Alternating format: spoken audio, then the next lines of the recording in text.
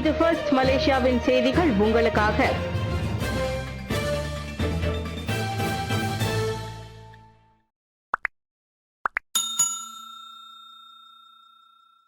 சீராக நிறைவுற்றது சபா மாநில தேர்தல். 14 நாட்கள் பிரச்சாரத்திற்கு பிறகு நேற்று நடைபெற்ற 17வது சபா மாநில தேர்தலுக்கான வாக்களிப்பு சீராக நிறைவுற்றது. மாலை மணி 4 வரை 60.94 விழுக்காட்டு வாக்காளர்கள் வாக்களித்திருப்பதை தேர்தல் ஆணையம் SPR தெரிவித்திருக்கிறது.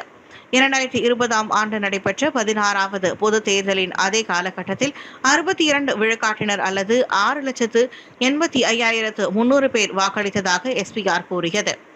17,40,000 வாக்காளர்கள் தங்களின் ஜனநாயக கடமையை நிறைவேற்றும் பொருட்டு தேர்தலுக்கான அனைத்து 882 வாக்குச்சாவடிகள் நேற்று காலை மணி 7:30க்கு திறக்கப்பட்டன. சபாவின் 73 சட்டமன்ற தொகுதிகளை வெற்றி கொள்ள இம்முறை 596 வேட்பாளர்கள் களத்தில் இறங்கினர். இதில் 73 சுயேட்சை வேட்பாளர்கள் அடங்கியுள்ள வேளையில் இந்தியவர்கள் 22 அரசியல் கட்சிகளை பிரதிநிதித்து போட்டியிட்டனர். நேற்று நண்பகல் மணி 12 தொடங்கி மாலை 5:30 மணிக்குள் அனைத்து வாக்குச்சாவடிகளும் கட்டம் கட்டமாக மூடப்பட்டன. இதனிடையே நேற்று காலை சபாவின் மேற்கு கடற்கரையில் பெய்த மிதமான மழை 17வது சபா மாநில பொதுத் தேர்தலில் வாக்களிக்கும் வாக்காளர்களின் ஆர்வத்தை தடுக்கவில்லை. 43.36 கிலோகிராம் எடையிலான போதைப் பொருள் ஜப்பானியர்கள் 3 கைது. கடந்த நவம்பர் 18ஆம் தேதி கோலாலம்பூர் அனைத்துலக விமான நிலையம் KLIA வழியாக 42 லட்சம் ரிங்கிட் மதிப்புடைய 43.36 கிலோகிராம் எடையிலான கஞ்சா பூக்கள் வகை போதைப் பொருளை நாட்டிற்குள் கொண்டுவர முயற்சித்த ஜப்பானிய ஆடவர்கள் 3 நடவடிக்கை அவர்களை கைது செய்ததன் வழி முறியடிக்கப்பட்டது. அவர்கள் கொண்டு வந்த 6 பயண பெட்டிகளில் நெகிழி பைகளில் பொட்டலமிடப்பட்ட அந்த போதைப் பொருள் இருப்பது சோதனையின் வழி கண்டறியப்பட்டதை அடுத்து 19 42 வயதிற்கு உட்பட்ட அவர்கள் கைது செய்யப்பட்டதாக KLIA சுங்கத்துறை இயக்குநர் சுல்கிஃப்லி முகமது தெரிவித்தார். உலர்ந்த உணவு பொட்டலங்களில் போதைப் பொருள் மறைத்து வைக்கப்பட்டிருப்பதாக நேற்று வெளியிட்ட ஓர் அறிக்கையில் சுல்கிஃப்லி முகமது கூறினார். தொடர் விசாரணைக்காக இவ்வழக்கு சுங்கத்துறை அமலாக்கப் பிரிவிடம் ஒப்படைக்கப்பட்டது. ஆளில்லா விமான நிபுணத்துவத்திற்கு அதிகரிக்கும் தேவை. அரசாங்கம் மற்றும் தனியார் துறைகளில் ட்ரோன் எனப்படும் ஆளில்லா விமானத்தின் நிபுணத்துவத்திற்கு அதிகமான தேவை உருவாகி வருகிறது. இது இளைஞர்களுக்கு புதிய தொழில் வாய்ப்புகளை உருவாக்கி தரும் ஒரு தளமாக மாறியிருக்கும் நிலையில் இத்திறனை கற்றுக்கொள்வதால் ஏற்படும் பயன்கள் மற்றும் எதிர்காலம் குறித்த தகவல்களை மாணவர்கள் அறிந்திருப்பது அவசியம் என்கிறார் மலேசிய மாஹிர் அறவாரிய தலைவர் டத்தோ பா ஸ்ரீ கணேஷ். நாம் ஒரு கன்சியூமிங் நேஷனாக இருக்கக்கூடாது. ஒரு ஆளில்லா விமானம் இருந்தால் அதனை எவ்வாறு பயன்படுத்த வேண்டும் என்பது தெரிய வேண்டும். அதையெல்லாம் தெரிந்து கொள்ள வேண்டும். ஆனால் அதனை எதற்காக பயன்படுத்தி நமது தொழிலுக்கும் அதற்கும் என்ன சம்பந்தம் இருக்கிறது என்பதை உணர வேண்டும். அல்லது SPM முடித்த மாணவர் எதிர்காலத்தில் எந்த பிரிவை தேர்ந்தெடுக்க போகிறார், இந்த ஆளில்லா விமானம் எவ்வாறு அவர்களுக்கு ஆதரவாக இருக்க போகிறது என்பதை திட்டமிட்ட பிறகுதான் அந்த தொழில்நுட்பம் நமக்கு பயனாக இருக்கிறதா என்பது தெரியும் என்றார் அவர். அதற்கான சட்ட விதிமுறைகள், தொலைநோக்கு பார்வை மற்றும் செயல்பாட்டு நிபுணத்துவம் போன்ற திறன்களை பெற்றிருப்பது இத்துறையில் கட்டம் கட்டமாக பயணிப்பதற்கு உறுதுணையாக இருக்கும் என்று அவர் விவரித்தார். தமிழ் பள்ளிகளில் ஆசிரியர் பற்றாக்குறை, கல்வி அமைச்சின் நடவடிக்கைக்கு நன்றி. நாட்டில் உள்ள தமிழ் பள்ளிகளில் ஆசிரியர் பற்றாக்குறை பிரச்சினையை தீர்க்க இவ்வாண்டு நவம்பர் மாதம் வரையில் 3000 புதிய ஆசிரியர்களை நியமனம் செய்திருக்கும் கல்வி அமைச்சின் முயற்சிக்கு தனது மனமார்ந்த நன்றியை தெரிவித்துக் கொள்வதாக தேசிய ஒருமைப்பாட்டு துணை அமைச்சர் செனட்டர் சரஸ்வதி கந்தசாமி தெரிவித்தார். பல ஆண்டுகளாக நீடித்து வந்த ஆசிரியர் பற்றாக்குறை பிரச்சினை தமிழ் பள்ளிகளில் பெரும் பாதிப்பை ஏற்படுத்தி வந்தது. அதற்குரிய நடவடிக்கையாக கல்வி அமைச்சர் தற்போது முன்னெடுத்துள்ள இந்த முயற்சி பாராட்டுதலுக்கு உரியது. வரும் 2030ஆம் ஆண்டுக்குள் 1417 தமிழ் பள்ளி ஆசிரியர்களுக்கு பயிற்சி அளித்து நியமிக்கும் திட்டமும் இதில் இடம்பெற்றுள்ளது. இவர்களில் பெரும்பாலோர் பட்டப்படிப்புக்கு அல்லது முதுகலை பட்டம் பெற்றவர்களாக இருப்பர். இந்த முன்முயற்சி மலேசியாவில் தமிழ் கல்வியில் நீண்ட காலம் நிலைத்தன்மை மற்றும் தரத்தை உறுதிப்படுத்தும் தூரநோக்கு திட்டத்தை பிரதிபலிப்பதாகவும் நேற்று வெளியிட்ட அறிக்கை ஒன்றில் செனட்டர் சரஸ்வதி தெரிவித்தார்.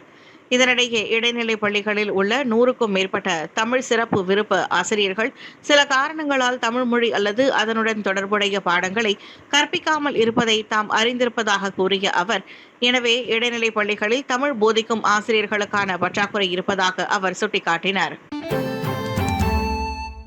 ஹட்டியாயில் வெள்ளத்தில் பாதிக்கப்பட்ட மலேசியர்களை மீட்கும் பணி நிறைவு.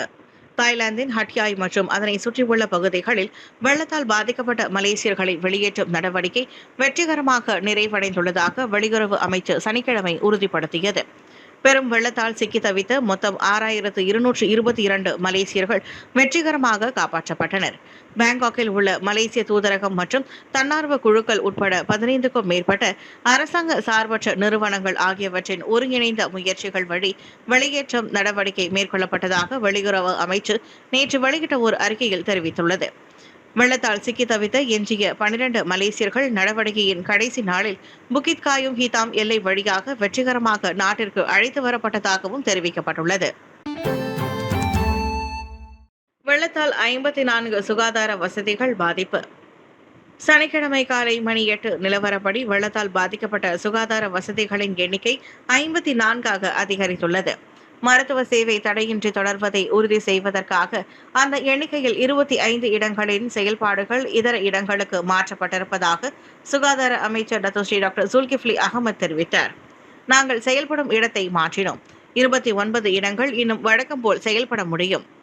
ஆம், ஒருவேளை தண்ணீர் உள்ளே நுழைந்திருக்கலாம், ஆனால் அவை இன்னும் செயல்பட முடியும் என்றார் அவர். சனிக்கிழமை புத்ரஜயாவில் மாற்றுத்திறனாளிகளுக்கான சுகாதார பராமரிப்பு கருத்தரங்கை தொடக்கி வைத்த பின்னர் அவர் செய்தியாளர்களிடம் பேசினார். வெள்ளத்தால் பாதிக்கப்பட்ட 2672 பேர் சிகிச்சை பெற்றுள்ளனர். அவர்களில் 433 பேர் கடுமையான சுவாச நோயினாலும், 134 பேர் தோல் தொற்றினாலும், 27 பேர் வயிற்றுப்போக்காலும், 6 பேர் கண் வலியாலும் பாதிக்கப்பட்டுள்ளதாக சுல்கிஃப்லி கூறினார்.